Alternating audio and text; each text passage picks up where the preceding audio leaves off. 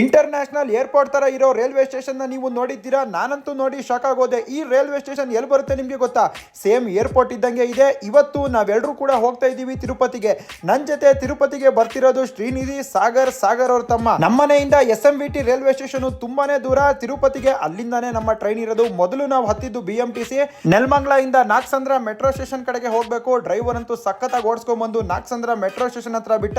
ಇಲ್ಲಿಂದ ನಾವು ಬೈಯಪ್ನಳ್ಳಿಗೆ ಹೋಗ್ಬೇಕು. ಮೆಟ್ರೋ ಜರ್ನಿ ಬೈಯಪ್ನಳ್ಳಿಗೆ ಸಖತ್ತಾಗಿತ್ತು. ಇದೀಗ ನಾವು ಮೆಟ್ರೋ ಸ್ಟೇಷನ್ ಇಂದ ಇಳಿದು ರೈಲ್ವೆ ಸ್ಟೇಷನ್ ಕಡೆಗೆ ನಡ್ಕೊಂಡು ಹೋಗ್ತಾ ಇದೀವಿ. ಇಲ್ಲಿಂದ 1.5 ಕಿಲೋಮೀಟರ್ ಆಗುತ್ತೆ ರೈಲ್ವೆ ಸ್ಟೇಷನ್ಗೆ. ಹೋಗುವ ದಾರಿ ಮಾತ್ರ ಸೈಕಾಗಿತ್ತು. ಫುಲ್ಲು ಕತ್ಲೆ.